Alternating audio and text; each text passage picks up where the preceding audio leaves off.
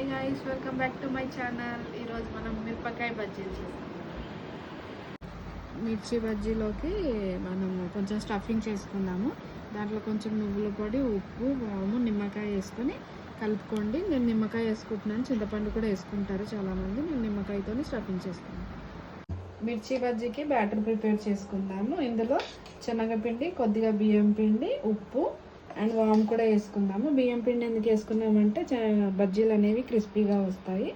కొంచెం వంట సోడా కూడా వేసుకోండి. ఇలా స్టఫ్ చేసుకున్న మిరపకాయ రెడీ చేసుకున్న బ్యాటర్లో డిప్ చేసుకుని వేడి వేడి నూనెలో వేసుకుంటే వేడి వేడి మిరపకాయ బజ్జీలు రెడీ అయిపోతుంది.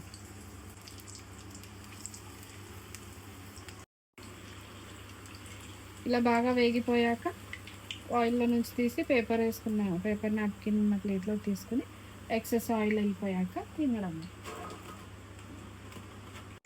ఇలా రెడీ చేసుకున్న మిర్చిలో ఇట్లా కట్ చేసుకుని లైట్గా ఆనియన్ పెట్టుకుని కొద్దిగా నిమ్మకాయ పిండుకొని తింటే అదిరిపోతుంది అంతే.